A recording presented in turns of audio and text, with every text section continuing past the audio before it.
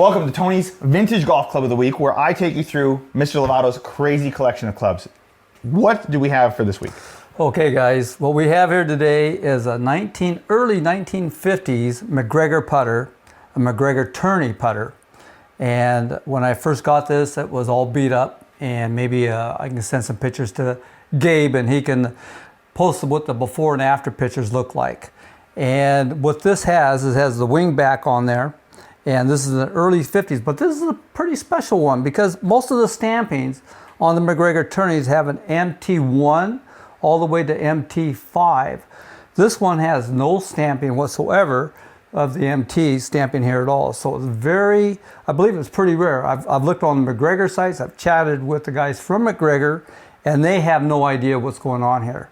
Not only that, it's got a beautiful ferrule from the late 1940s, which I'm thinking 49.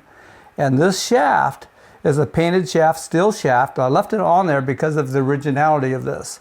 And it's a late 1949, it could be a 1950. And it also, now I put on a new Newman grip on there. It's a leather grip. Re-whipped it for you as well, for myself. And it's one of my favorite putters that I did. Now, the work on this was quite a bit. It was pretty extensive. Had to put it on the polishing wheels, sand it down, grind it, and then go ahead and put a couple clear coats on there and then taped it off as well. And so this is a very, very nice putter. And I can't wait for Gabe to try this one out. I've tried it out before I worked on it because I like to do that, but it is one of my favorites on my wall of putters now. And what year is this? This, I would believe, is an early 1950s. Okay. Or maybe a 51. I think 52 they started the stampings with the MT on the back. MT1 and MT2 all the way to MT5. This has no stamping. Right. So it's very, very... It's tough to know the age range. Even the guys from Macgregor on the Macgregor sites that I belong to, they can't understand that. So I'm still looking for an answer. If you know the answer, put it in the comments. Let us know in the comments. How did this get into your possession? Oh, gosh. These clubs, which you'll find out later on too, is that these come in my hand by me searching for clubs to buy. I would like to buy them and refurbish them for myself. And sometimes you'll look into a bag that's for sale and there's not really anything good, but then all of a sudden you zoom in and the far back, there'll be this little putter that's beat up. Okay. And then I'll buy that bag, and guess what? You only paid for the whole set maybe $35. Right. And this putter is well worth that. I can't put a figure and price on this one because I need to find more information on it, but it is one of my favorites to have, and I just love that leather Newman grip. Get the feel of that. Doesn't that feel good? Yeah, that's solid. Yeah. And why did they paint the shafts back in the day?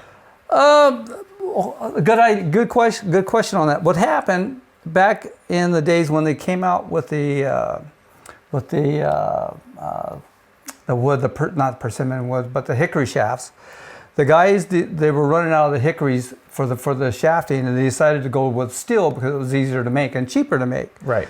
And what happened, they started installing the steel shafts on them. Well, the guys that were putting, the pros and everybody, were saying it was too crazy to have this, it was too shiny for them. They didn't like the look. They didn't like the look of it. And so what they started doing, you'll see later on some of the other putters, but they started painting them brown with the black lines on them to make them look like wood again.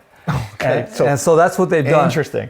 And so now what they've done is went ahead, and this one here is a metallic green, or I guess you'd call that a metallic green.